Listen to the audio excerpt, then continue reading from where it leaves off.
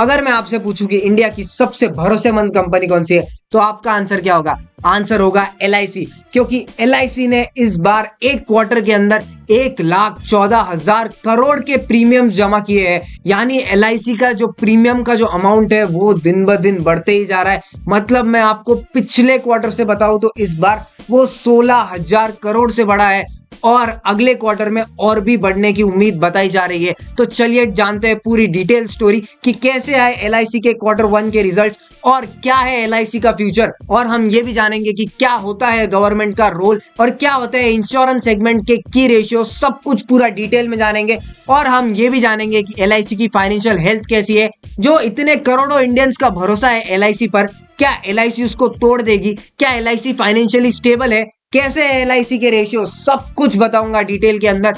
तो इस case study को एंड तक जरूर देखते रहिए।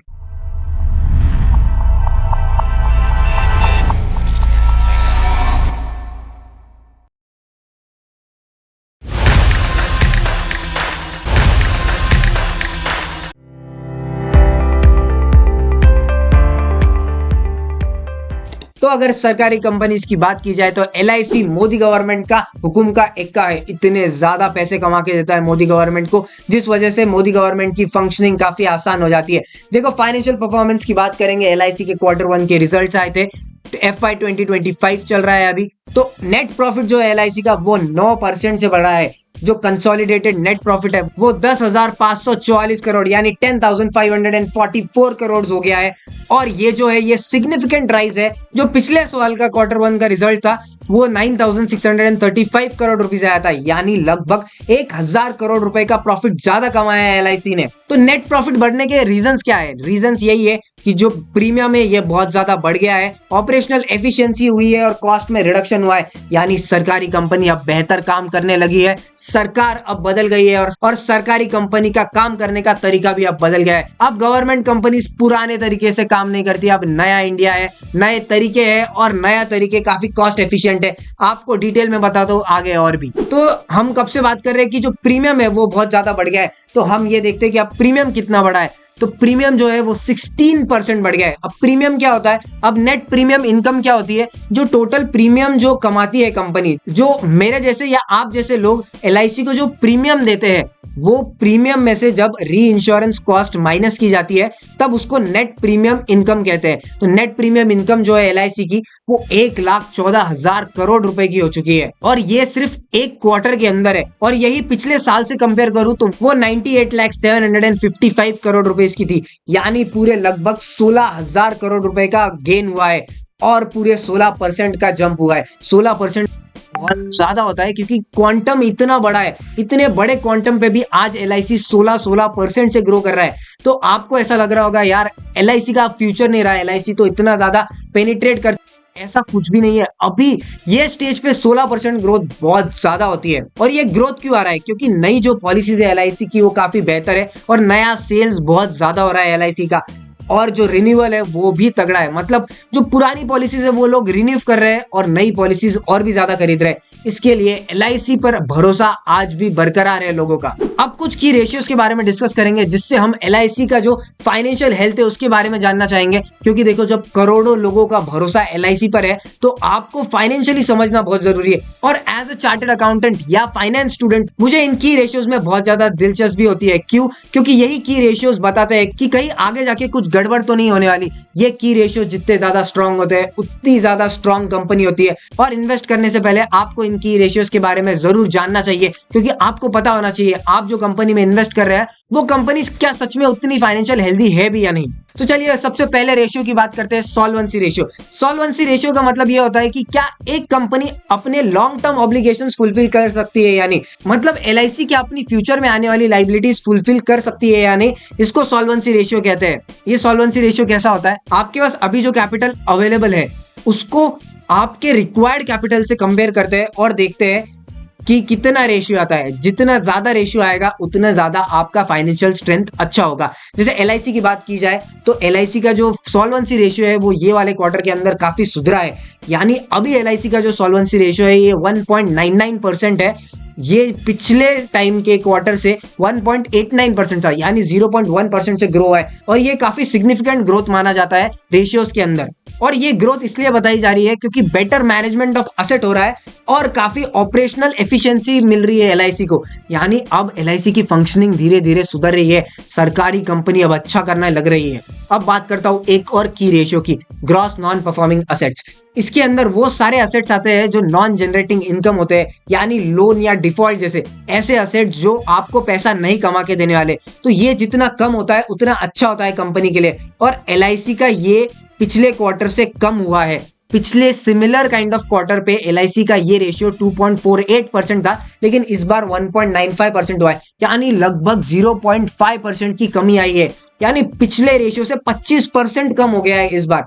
तो ये एक बहुत अच्छा साइन माना जाता है, क्योंकि इससे समझता है कि एलआईसी जो अपने असेट्स पहले वेस्ट करता था अब वेस्ट कम कर रहा है। जितना कम वेस्ट होगा उतना अच्छा रहता है एलआईसी के लिए और बाकी सारे इंश्योरेंस कंपनीज के लिए। तो ये क्यों हुआ है? क्योंकि एलआईसी ने अभी स्ट्रिक्ट इंश्योरेंस पॉलिसीज बनाई है, और वो स्ट्रिक्ट क्रेडिट पॉलिसीज की वजह से एलआईसी जब अभी लोन जब देता है या क्रेडिट जब देता है तब एलआईसी अच्छे से इवैल्यूएशन कर रहा है। उनकी इवैल्यूएशन काफी स्ट्रांग हो गई है। इस वजह से जो डिफॉल्ट करने वाले कस्टमर्स है वो काफी कम हो गए हैं, और इस वजह से एलआईसी का ओवरऑल जो पोजीशन है मार्केट के अंदर वो बेटर हो रहा है। अब बात करते हैं न्यू बिजनेस प्रीमियम की, कि एलआईसी ने कितना नया बिजनेस कमाया। देखो, न्यू बिजनेस प्रीमियम मतलब क्या, कि ये क्वार्टर के अंदर कितना नया बिजनेस जनरेट हुआ।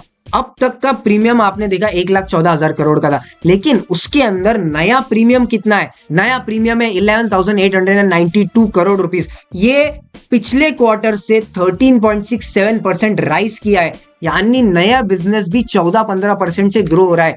मतलब इतने बड़े स्केल पर इतना अच्छा परफॉर्मेंस बहुत कम कंपनीज कर पाती है। देखो, हम इंडियंस का है ना यही प्रॉब्लम होता है, जब हमारी सरकारी कंपनी अच्छा करती है ना कोई भी प्रेज नहीं करता, लेकिन यही अगर कोई बाहर की कंपनी या गूगल एप्पल ऐसा करता या एनवीडिया जैसा कंपनी ऐसा करता ना, तो इंडियंस इतना प्रेज करते वो चीज को। तो मुझे लगता है कि आपको एलआईसी को भी प्रेज करना चाहिए। ये वीडियो ज्यादा से ज्यादा लोगों को शेयर करो, क्योंकि ज्यादा से ज्यादा लोगों को जब समझेगा कि इंडिया की सरकारी कंपनी इतना अच्छा कर रही है तो उनमें भी मोटिवेशन आता है।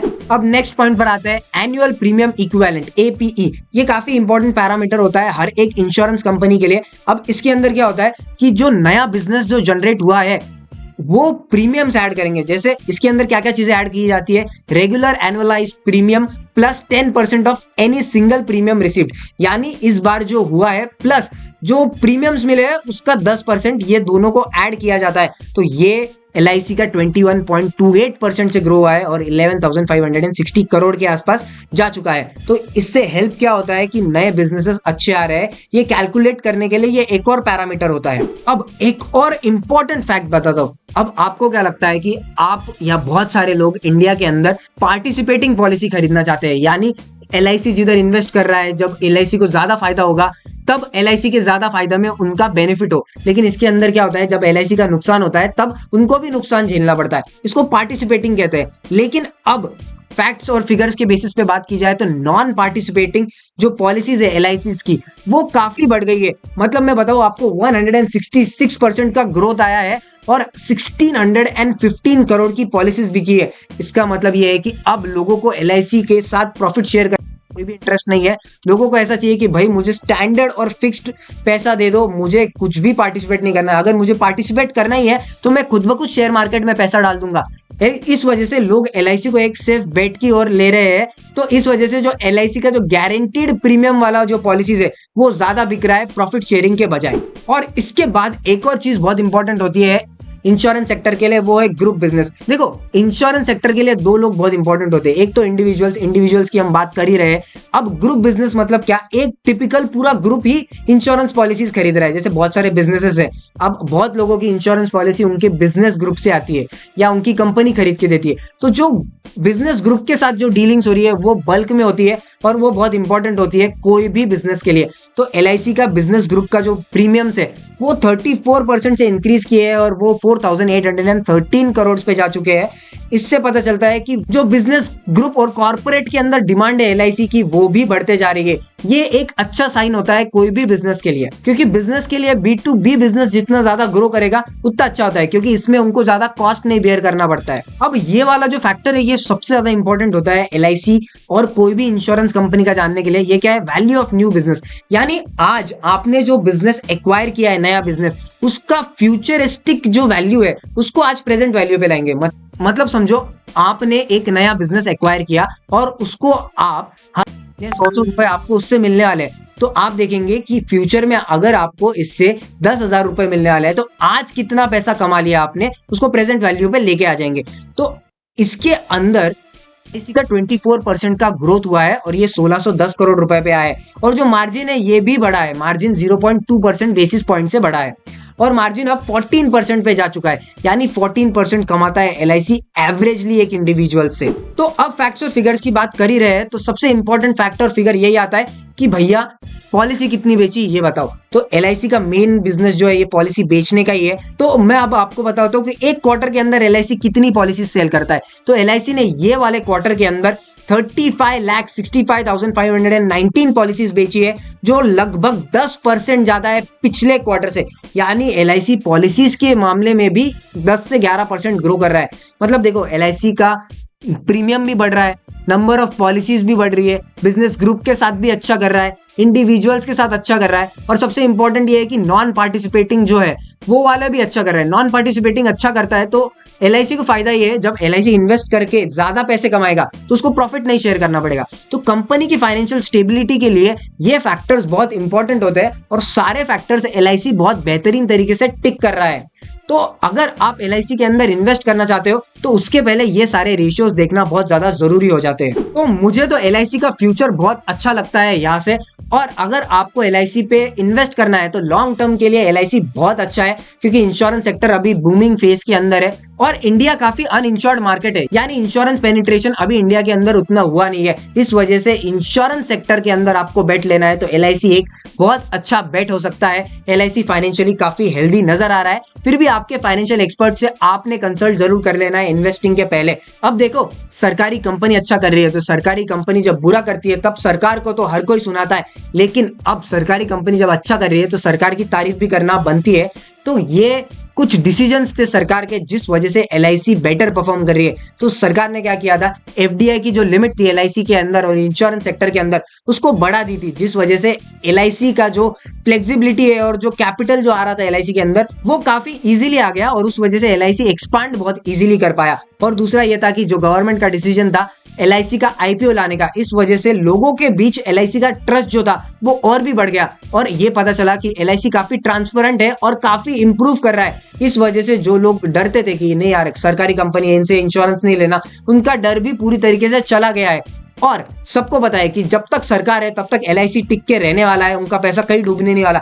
तो ये जो ट्रस्ट है ये एलआईसी में फिर से रीगेन हो गया है लोगों के अंदर और इसका बेनिफिट आप एलआईसी के सेल्स के आंकड़ों के अंदर देख सकते हो। तो एलआईसी के सक्सेस के अंदर सरकार का काफी बड़ा रोल है, आपको ये मानना ही पड़ेगा। और फ्यूचर आउटलुक की बात की जाए तो एलआईसी अभी काफी अपने टेक्नोलॉजिकल एस्पेक्ट्स पे बेच रहा है। देखो एलआईसी का जो ऑफलाइन चेन है काफी बढ़िया है, लेकिन ऑनलाइन के अंदर अभी एलआईसी ने उतना पेनिट्रेट नहीं किया है। तो अब अपने डिजिटल प्रोडक्ट बना रहा है, डिजिटली एलआईसी कैसे कस्टमर से एंगेज कर सकता है, अपने ऑपरेशंस को कैसे स्ट्रीमलाइन कर सकता है, उसके ऊपर एलआईसी का काफी जोर है। और जैसा मैंने आपको पहले भी बताया कि एलआईसी की जो फाइनेंशियल रेशियोज है काफी स्ट्रांग है, ये वाले क्वार्टर के अंदर काफी बेटर हुए हैं। इस वजह से एलआईसी का फ्यूचर मुझे काफी सॉलिड नजर आ रहा है और सिर्फ मुझे नहीं एलआईसी के चेयरमैन को भी ऐसा ही लगता है। तो अब मुझे और एलआईसी के चेयरमैन को तो ऐसा लगता है, लेकिन आपको कैसा लगता है मैं ये जरूर जानना चाहूंगा। तो आपके क्या ओपिनियन है एलआईसी के फ्यूचर के बारे में कमेंट सेक्शन में जरूर बताइए। क्या आपको लगता है कि एलआईसी कंटिन्यूअसली ग्रो कर पाएगा या नहीं, और ये भी बताइए क्या आप एलआईसी होल्ड कर रहे हो या नहीं। आपके पोर्टफोलियो में एलआईसी की होने की चांसेस बहुत ज्यादा है ऐसा मुझे लगता है। तो इस वजह से अगर आपको इंश्योरेंस पे बेट करना है तो एलआईसी एक सेफ बेट हो सकता है। तो कमेंट सेक्शन में अपना एक्सपीरियंस जरूर बताना एलआईसी के साथ। अगर आपकी कोई पॉलिसी है तो आपने कौन सी पॉलिसी ली है ये भी आप कमेंट सेक्शन में बता सकते हो। और ऐसे ही इन डेप्थ केस स्टडीज और एनालिसिस के लिए आप सीए हर्बल पहाड़ी को जरूर फॉलो कर सकते हो। लाइक शेयर और सब्सक्राइब करना मत भूलिए। चलिए मिलते हैं नेक्स्ट वीडियो के अंदर, तब तक के लिए जय हिंद।